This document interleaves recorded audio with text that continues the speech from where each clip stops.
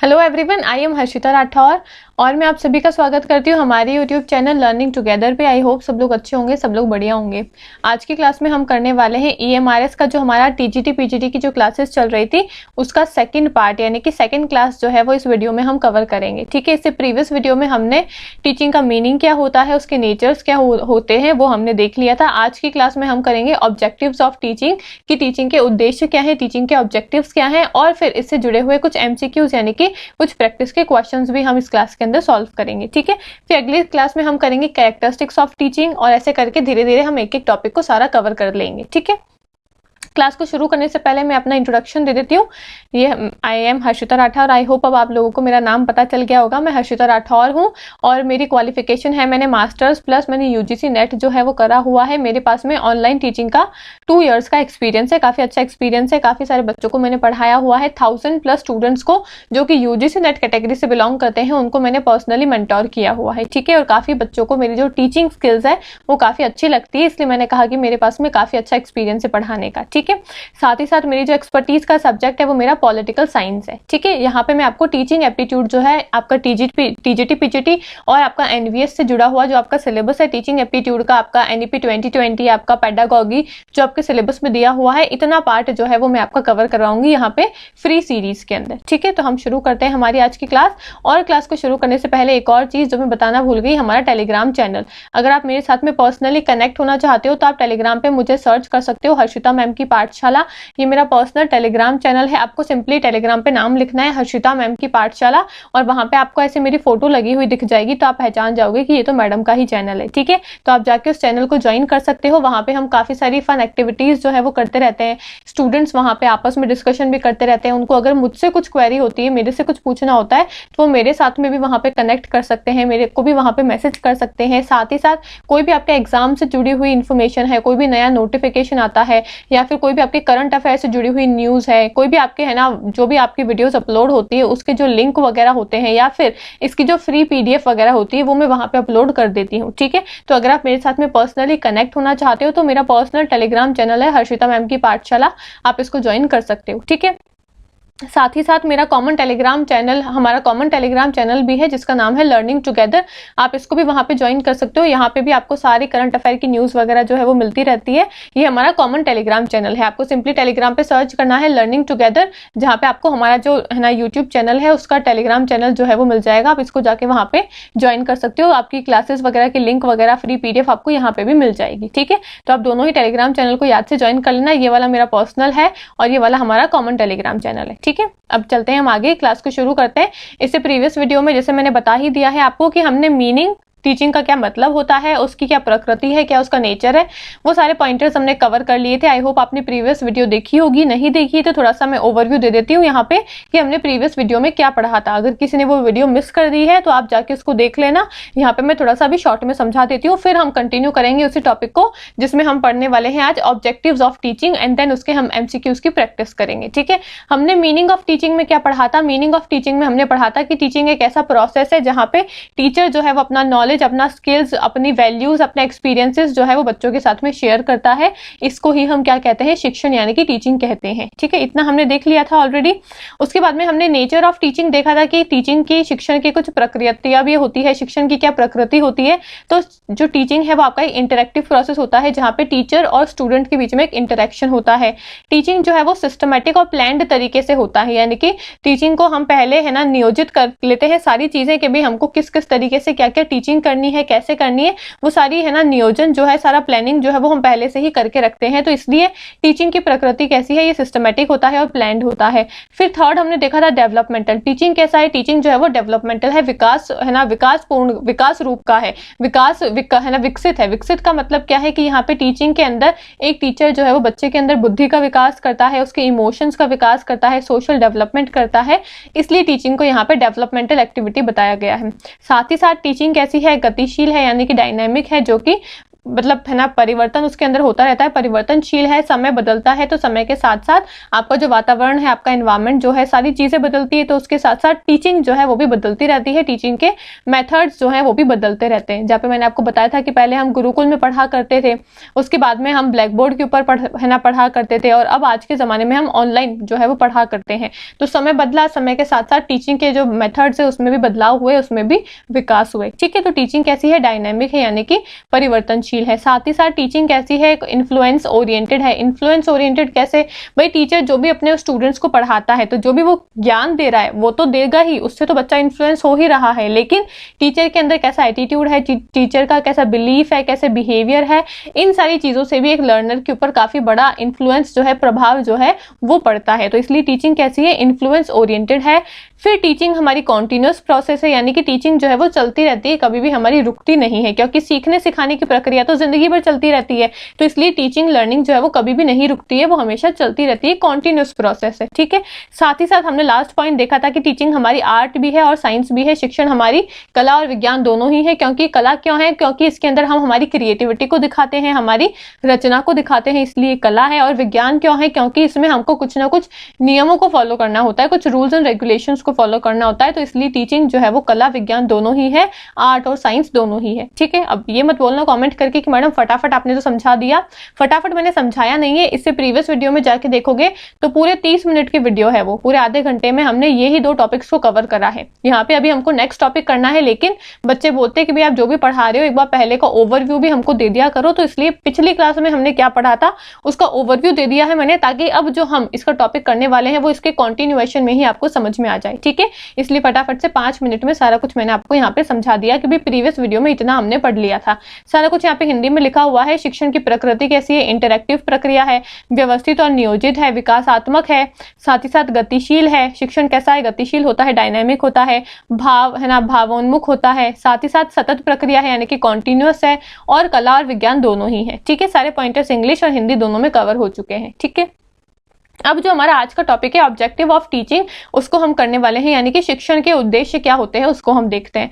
सबसे पहला है इम्पार्टिंग नॉलेज, यानी कि to help student acquire subject specific knowledge and understanding. ज्ञान प्रदान करना, छात्रों को विशिष्ट ज्ञान और समझ हासिल करने में मदद करना। शिक्षण का पहला उद्देश्य क्या होता है कि छात्रों को ज्ञान देना। भाई आप यहाँ पे जो मैं आपको पढ़ा रही हूँ वो क्यों पढ़ा रही हूँ, मेरा उद्देश्य क्या है, उद्देश्य यही है कि जो ज्ञान मेरे पास में है वो मैं आपको दूं। ठीक है, तो सबसे पहला जो उद्देश्य होता है टीचिंग का वो यही होता है कि बच्चे को ज्ञान प्रदान करना, उसको नॉलेज देना, जो उसके पास में नॉलेज नहीं है उसको नॉलेज इंपार्ट करना, उसको ज्ञान देना। ठीक है, पहला उद्देश्य ये हो गया। दूसरा क्या होता है, डेवलपिंग स्किल्स, यानी कि to enhance cognitive, practical, communication and analytical skills, यानी कि बच्चे के अंदर कौशल का विकास करना। भाई बच्चे के अंदर कौशल का हमको विकास करना है, उसके अंदर हमको स्किल्स का विकास करना है। और स्किल्स भी कैसी, हमको संज्ञानात्मक, व्यवहारिक, संचार और विश्लेषणात्मक कौशल को बढ़ावा देना है बच्चे के अंदर, यानी कि उसके अंदर हमारी जो उसकी जो बुद्धि है, जो कॉग्निटिव बुद्धि है ना, उसकी इंटेलेक्चुअल जो बुद्धि है, संज्ञानात्मक ज्ञान है, उसकी भी वृद्धि करनी है। प्रैक्टिकल नॉलेज भी उसको देना है, कम्युनिकेट वो कैसे कर सकता है, कम्युनिकेशन स्किल्स के बारे में भी उसको सिखाना है। साथ ही साथ एनालिटिकल स्किल्स जो होती है आपकी, विश्लेषणात्मक कौशल जो होता है कि भाई आप प्रॉब्लम्स को देखो, प्रॉब्लम्स के सॉल्यूशंस को निकालो। ठीक है, ये जो आपका विश्लेषणात्मक कौशल जो है इसका ज्ञान भी हमको बच्चे को देना है। ये होता है आपका दूसरा उद्देश्य किसका, शिक्षण का, यानी कि टीचिंग का। ठीक है, थर्ड ऑब्जेक्टिव क्या है टीचिंग का, थर्ड ऑब्जेक्टिव है आपका encouraging critical thinking. Critical thinking यानी कि to develop problem solving and decision making abilities in the student, यानी कि हमको बच्चे के अंदर क्रिटिकल स्किल्स को एनकरेज करना है, क्रिटिकल स्किल्स को हमको बढ़ावा देना है, ताकि बच्चा खुद से खुद की प्रॉब्लम्स को देख सके, अपनी प्रॉब्लम्स को सॉल्व कर सके, अपने डिसीजंस जो है वो खुद ले सके, और उसके अंदर निर्णय लेने की जो एबिलिटी है, जो क्षमता है वो पैदा हो सके, यानी कि उसके अंदर डिसीजन मेकिंग एबिलिटीज जो है वो आ सके। ठीक है, तो हमको क्या करना है, हमारा उद्देश्य क्या होता है, आलोचनात्मक सोच का प्रोत्साहन हमको बच्चे के अंदर करना होता है, ताकि वो समस्या का समाधान कर सके और निर्णय लेने की क्षमता के अंदर, निर्णय लेने की जो क्षमता है वो उसके अंदर विकसित हो सके। ठीक है, ये क्या होता है, तीसरा उद्देश्य होता है एक टीचर का, कि हमको बच्चे के अंदर आलोचनात्मक सोच जगानी है, ताकि वो अपने प्रॉब्लम्स का डिसीजन खुद ले सके, उसको अपने पेरेंट्स पे डिपेंड ना होना पड़े, अपने छोटे बड़े भाई बहनों पे डिपेंड ना होना पड़े, अपने जो टीचर्स हैं, जो गाइड्स हैं, जो मेंटोर्स हैं, उनके ऊपर भी डिपेंड ना होना पड़े, खुद के डिसीजन खुद ही ले सके, खुद की प्रॉब्लम का समाधान खुद कर सके, खुद के जो भी समस्याएं आ रही है उसका निर्णय वो खुद ले सके। ठीक है, तो उसके अंदर निर्णय लेने की क्षमता है ना डेवलप हो जाए और वो अपनी समस्याओं का समाधान खुद कर सके, इसको ही हम कहते हैं आलोचनात्मक सोच। ठीक है, तो हमको बच्चे के अंदर क्या करनी है, आलोचनात्मक सोच को जगाना है, क्रिटिकल थिंकिंग को जगाना है। ये तीसरा उद्देश्य होता है शिक्षण का यानी कि टीचिंग का। ठीक है, आगे बढ़ते हैं। आगे बोला है प्रमोटिंग क्रिएटिविटी यानी कि to encourage innovative thinking and originality. हमको बच्चे के अंदर क्रिएटिविटी को बढ़ाना होता है, बच्चे के अंदर हमको रचनात्मकता को बढ़ाना होता है ताकि नवीन सोच और मौलिकता को है ना हम प्रोत्साहित कर सके। हमको बच्चे के अंदर जो रचनात्मकता जो है उसको हमको बढ़ावा देना है ताकि उसके अंदर नवीन सोच आ सके, नई नई चीजों को वो डेवलप कर सके, एक नई दुनिया को वो देख सके और नई दुनिया जो उसने देखी है अपने दिमाग में ऐसी नई दुनिया को बनाने का वो प्रयास कर सके। और वो कब करेगा, जब एक शिक्षक जो है उस बच्चे की मदद करेगा उसके अंदर रचनात्मकता को बढ़ाने में या फिर रचनात्मकता का डेवलपमेंट करने में। ठीक है, तो ये यहाँ पे टीचर का अगला उद्देश्य होता है कि हमको बच्चे के अंदर क्रिएटिविटी को प्रमोट करना है ताकि वो नए इनोवेटिव थिंकिंग जो है वो ला सके अपने दिमाग में, नई नई ऐसी चीजों को सोच सके जो आज तक इस दुनिया में कभी भी प्रेजेंट नहीं है। वो ऐसा कुछ सोच सके कि भाई मैं ऐसा कुछ बनाता हूँ ताकि लोगों की हेल्प हो सके, मैं ऐसा कोई नया इनोवेशन करता हूँ जिससे हमारे समाज में सुधार आ सके, हमारे देश को है ना देश में सुधार आ सके, हमारा देश जो है वो आगे बढ़ सके। तो ऐसी इनोवेटिव थिंकिंग को हमको उसके अंदर जगाना होगा, ऐसी क्रिएटिविटी को हमको उस बच्चे के अंदर जगाना होगा। ये होता है शिक्षण का अगला उद्देश्य यानी कि टीचिंग का अगला ऑब्जेक्टिव। ठीक है, आगे बढ़ते हैं। अगला ऑब्जेक्टिव क्या है, moral and value education to instil है ना ethical values, discipline and social responsibility. हमको बच्चे के अंदर मॉरल वैल्यूज जो होती है, एथिकल वैल्यूज जो होती है उसको भी जगाना होता है, यानी कि बच्चे के अंदर नैतिक और है ना मूल्य शिक्षा जो होती है उसका ज्ञान हमको उसको देना होता है। नैतिक मूल्य, अनुशासन और सामाजिक जिम्मेदारी को विकसित करना होता है। एक टीचर की जिम्मेदारी होती है कि वो बच्चे के अंदर एथिकल वैल्यूज जो है, मॉरल वैल्यूज जो है वो डाल सके ताकि बच्चे के अंदर जो है वो एक है ना नैतिकता का व्यवहार जो है वो उस बच्चे के अंदर आ सके, नैतिक मूल्यों का ज्ञान उसको मिल सके, अनुशासन में वो रह सके यानी कि डिसिप्लिन को वो सीख सके, साथ ही साथ सामाजिक जिम्मेदारी वो अपने कंधों पे उठा सके यानी कि सोशल रिस्पॉन्सिबिलिटीज जो है वो अपने कंधों पे उठा सके ताकि समाज में जो भी बुराइयां हैं, जो भी खराब चीजें हैं उनको वो हटा सके और एक नया समाज जो है उसकी डेवलपमेंट वो कर सके। ठीक है, ये कब होगा, जब एक टीचर उसको मॉरल वैल्यूज और है ना वैल्यू एजुकेशन जो है उसका ज्ञान देगा। ठीक है, तो ये हमारा क्या होता है, शिक्षण का, टीचिंग का अगला उद्देश्य होता है, नेक्स्ट ऑब्जेक्टिव होता है मॉरल एंड वैल्यू एजुकेशन। ठीक है, आगे बढ़ते हैं।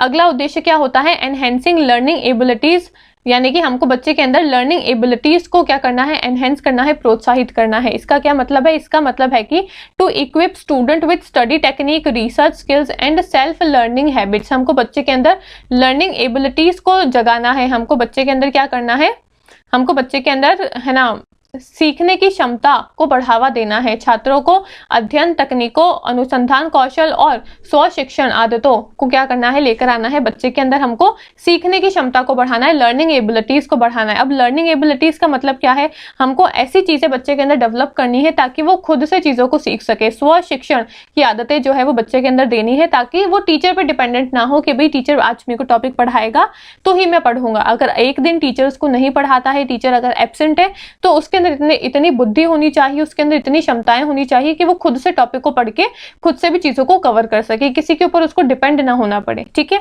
और साथ ही साथ हमको छात्रों को अध्ययन तकनीकें और अनुसंधान का कौशल भी देना है। तो ये सारी चीजें आती है आपका अगला शिक्षण का उद्देश्य कि हमको बच्चे को सीखने की क्षमताएं जो है उसके अंदर बढ़ानी है, लर्निंग एबिलिटीज जो है वो बच्चे के अंदर बढ़ानी है। ठीक है, अगला उद्देश्य क्या होता है, social and emotional development to prepare student for real life challenges by fostering emotional intelligence and interpersonal skills. यानी कि हमको बच्चे के अंदर सोशल यानी कि सामाजिक और इमोशनल यानी कि भावनात्मक विकास को जगाना है।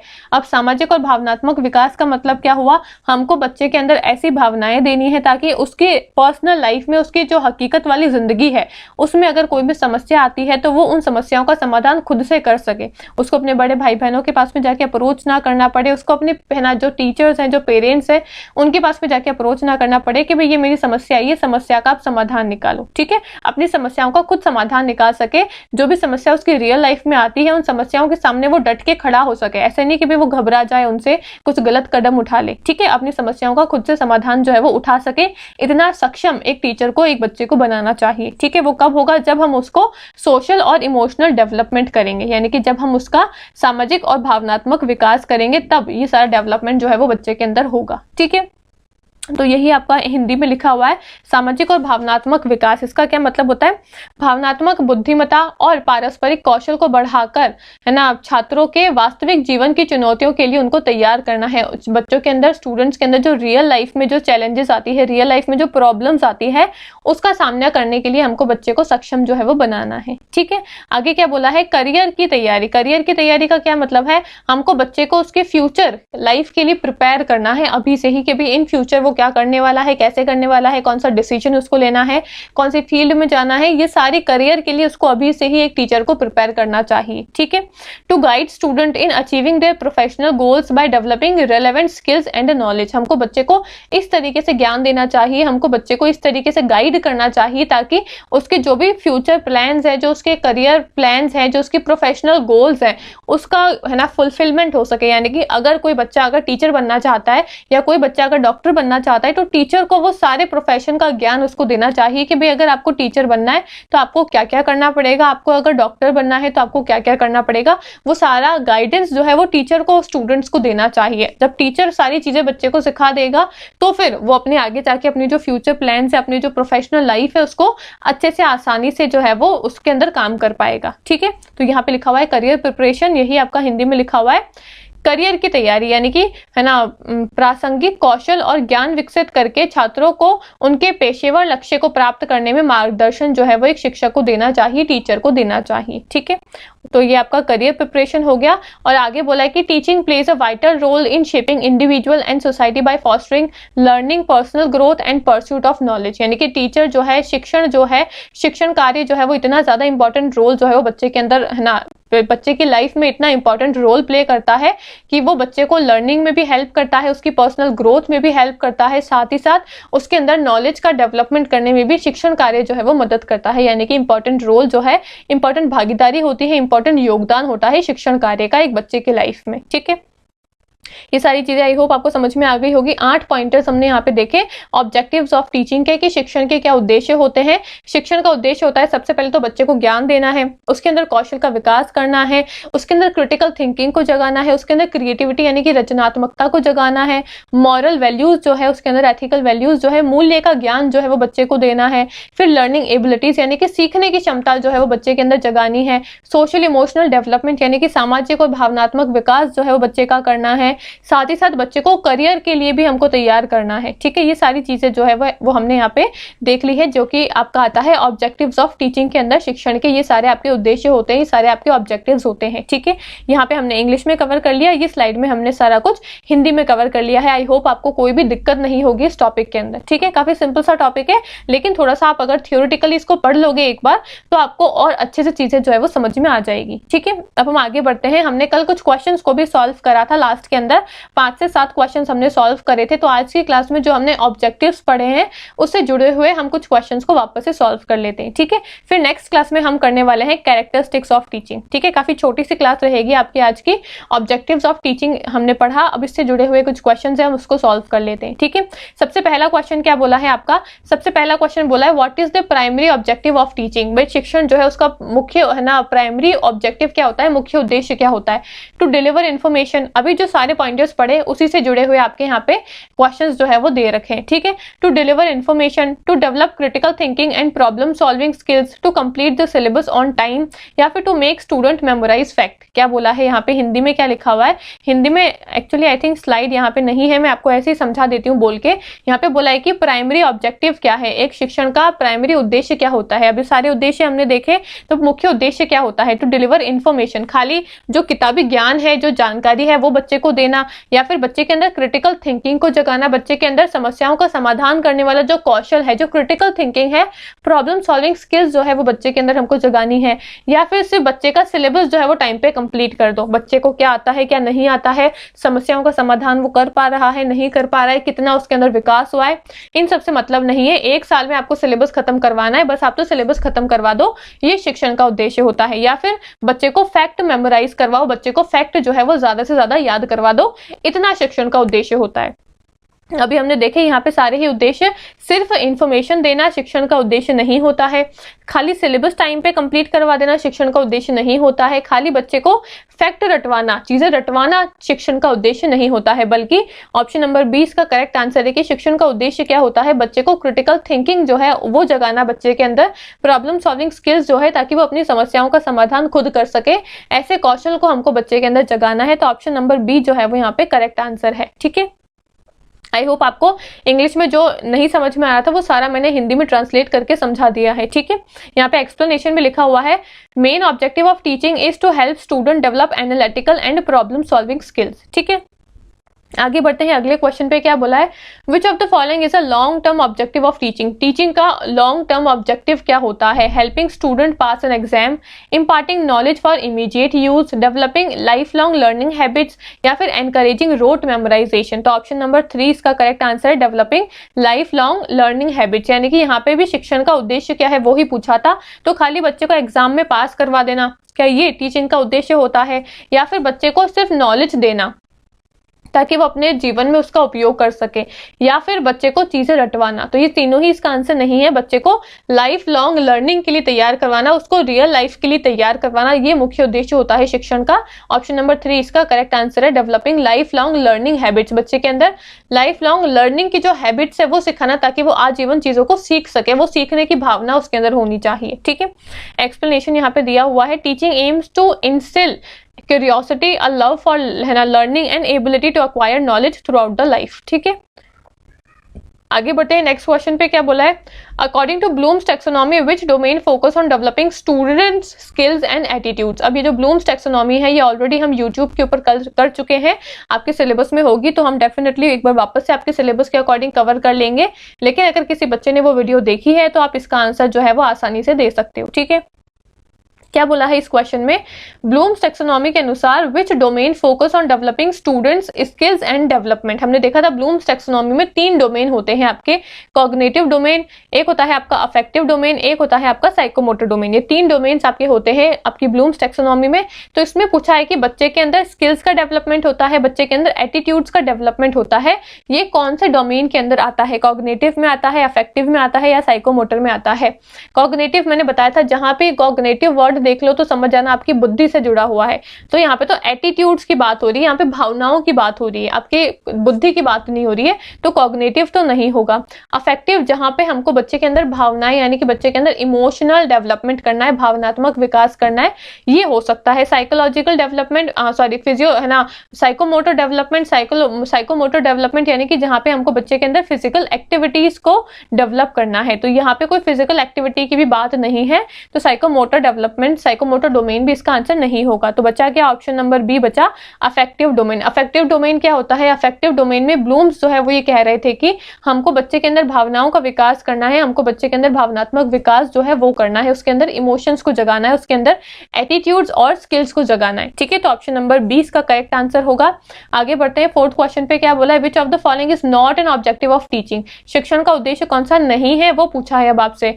एनकरेजिंग क्रिएटिविटी, बच्चे के अंदर रचनात्मकता को बढ़ाना है, ये तो उद्देश्य होता है। हमसे पूछा है कौन सा नहीं है, तो ये ऑप्शन नहीं होगा। फिर प्रमोटिंग इंडिपेंडेंट थिंकिंग, बच्चे के अंदर हमको स्वायत्त थिंकिंग को जगाना है, इंडिपेंडेंट थिंकिंग को जगाना है, ये भी होता है, ये भी इसका आंसर नहीं होगा। फिर आगे बोला है making student dependent on teacher, भाई बच्चे को टीचर के ऊपर डिपेंडेंट बना दो हर नॉलेज के लिए। मैंने क्या बोला था, बच्चे को इतना इंडिपेंडेंट बनाओ ताकि वो ना ही अपने पेरेंट्स पे डिपेंडेंट हो, ना ही अपने भाई बहन पे डिपेंडेंट हो, ना ही वो टीचर्स पे डिपेंडेंट हो, खुद की समस्या का समाधान खुद कर सके, खुद के डिसीजंस खुद ले सके, खुद के अंदर ज्ञान का डेवलपमेंट खुद कर सके। तो उसको डिपेंडेंट नहीं बनाना है हमको। तो यहाँ पे तो बोला है कि भाई बच्चे को डिपेंडेंट करो टीचर के ऊपर, पर ऐसा तो हमको नहीं करना है, और यही पूछा था कि कौन सा इसका उद्देश्य नहीं है, तो ये वाला इसका करेक्ट आंसर हो जाएगा ऑप्शन नंबर सी। फिर फोर्थ बोला है एनहेंसिंग प्रॉब्लम सॉल्विंग एबिलिटीज, हमको बच्चे के अंदर समस्याओं को समाधान करने वाली जो क्षमताएं हैं उसको प्रोत्साहित करना है, ये तो बिल्कुल हमको करना है। तो ये कथन इसका सही आंसर नहीं होगा, क्योंकि ऑप्शन में क्या पूछा था, इनमें से कौन सा उद्देश्य नहीं है, तो ऑप्शन नंबर सी इसका उद्देश्य नहीं है कि हमको बच्चे को डिपेंडेंट बनाना है टीचर्स के ऊपर या फिर पेरेंट्स के ऊपर, जबकि हमको बच्चे को डिपेंडेंट नहीं बनाना है। तो ऑप्शन नंबर सी इसका करेक्ट आंसर हो जाएगा। ठीक है, आगे बढ़ते हैं। फिफ्थ क्वेश्चन क्या बोला है, primary role of teacher in achieving teaching objective is to dictate notes to student, encourage active participation and engagement, only focus on theoretical concept या फिर enforce strict discipline at all the times. क्या बोला है, teacher का primary role क्या होता है अपने ऑब्जेक्टिव्स को अचीव करने में। भाई मेरे कुछ उद्देश्य हैं, उन उद्देश्य को है ना पूरा करने में मेरा मुख्य रोल क्या होगा, मैं किस प्रकार से अपने उद्देश्य को, टीचिंग के जो उद्देश्य हैं उनको किस तरीके से मैं अचीव कर पाऊंगी। डिक्टेट नोट्स टू स्टूडेंट, बच्चे को खाली नोट्स बोल दो और जो मेरा उद्देश्य है कि बच्चा जो है वो अच्छे नंबर लेकर आ जाए, बच्चे को सारा ज्ञान मिल जाए, क्या वो पूरा हो जाएगा। या फिर एनकरेज एक्टिव पार्टिसिपेशन, बच्चे का भागीदारी जो है वो ज्यादा से ज्यादा टीचिंग में बढ़ाने की कोशिश करो, बच्चे की भागीदारी जो है वो ज्यादा से ज्यादा है ना इंक्रीज करने की कोशिश करो। या फिर बच्चे को सिर्फ थ्योरेटिकल कॉन्सेप्ट ही देते रहो, सिर्फ रटवाते रहो चीजें, किताबी ज्ञान उसको देते रहो, या फिर बच्चे को स्ट्रिक्ट डिसिप्लिन के अंदर रखो। तो सारे ही आंसर आपको मतलब थोड़े गड़बड़ लग रहे हैं, सिवाय एक के, ऑप्शन नंबर बी के, कि हमको बच्चे के अंदर पार्टिसिपेशन को बढ़ाना है, उसके अंदर जो एक्टिव पार्टिसिपेशन है, सक्रिय भागीदारी जो है लर्निंग की, वो हमको बच्चे के अंदर बढ़ानी है। तो ऑप्शन नंबर बी इसका करेक्ट आंसर हो जाएगा। ठीक है, ये 5 क्वेश्चंस हम आज की क्लास में यहाँ पे ही क्या बोलते हैं इसको एंड करते हैं क्लास को। 5 क्वेश्चंस हमने यहाँ पे सॉल्व कर लिए हैं और ऑब्जेक्टिव ऑफ टीचिंग क्या होते हैं वो हमने देख लिया है। अगली क्लास में हम यहाँ पे करने वाले हैं कैरेक्टरिस्टिक्स ऑफ टीचिंग, की शिक्षण के क्या कैरेक्टरिस्टिक्स होती है, क्या क्या विशेषताएं होती है, और बचे हुए जितने भी क्वेश्चंस हैं वो फिर हम अगली क्लास में सॉल्व कर लेंगे। और अभी तक हमने कुछ 4-5 टॉपिक को कवर कर लिया है, हमने मीनिंग देख लिया है, हमने नेचर देख लिया है, आज की क्लास में हमने ऑब्जेक्टिव भी देख लिया है, और नेक्स्ट क्लास में हम कैरेक्टरिस्टिक्स ऑफ टीचिंग को भी कवर कर लेंगे। फिर एक क्लास लेकर आऊंगी मैं जहाँ पे इन चारों से जुड़े हुए आपके कुछ क्वेश्चन होंगे, वो क्लास सिर्फ आपकी प्रैक्टिस की रहेगी, जहाँ पे जो भी हमने पढ़ा होगा 4-5 क्लास का, एक क्लास में उसकी प्रैक्टिस कर लेंगे। ठीक है, तो हम इस तरीके से धीरे धीरे बीच में थ्योरी को भी कंप्लीट करते रहेंगे, हम प्रैक्टिस के क्वेश्चंस भी करते रहेंगे, तो आपको टेंशन लेने की बात नहीं है। सारा कुछ आपका यहाँ पे मैं सिलेबस और प्रैक्टिस सब कुछ करवा दूंगी, वो भी फ्री ऑफ कॉस्ट। ठीक है, तो ये हमारी आज की क्लास थी। आई होप आपको क्लास जो है वो अच्छी लगी होगी, आपको सारा कुछ समझ में आया होगा, जो भी मैंने आपको पढ़ाया वो सब कुछ आपको अच्छा लगा होगा। आपको क्लास अच्छी लगे तो इसको लाइक करना, वीडियो को शेयर करना अपने फ्रेंड्स के साथ में, अपने ग्रुप्स में, व्हाट्सएप पे, इंस्टाग्राम पे, टेलीग्राम पे, सब जगह इसको शेयर कर दिया करो, और मुझे कॉमेंट करके बताया करो कि आपको वीडियोज कैसी लग रही है। ठीक है, कोई भी सजेशन होता है, कोई भी दिक्कत होती है, सब कुछ आप मुझे कॉमेंट करके बता सकते हो। ठीक है, बाकी ये मेरा पर्सनल टेलीग्राम चैनल है हर्षिता मैम की पाठशाला, आप जाके इसको ज्वाइन कर सकते हो, पर्सनली वहां पे मेरे साथ में कनेक्ट कर सकते हो। आपको कोई भी डाउट होता है वो आप मेरे को वहां पे मैसेज भी कर सकते हो। ठीक है, ग्रुप के अंदर, या फिर कॉमन टेलीग्राम चैनल है लर्निंग टुगेदर, आप इसको भी ज्वाइन कर सकते हो। ठीक है, बाकी मिलते हैं अगली वीडियो में। Thank you so much.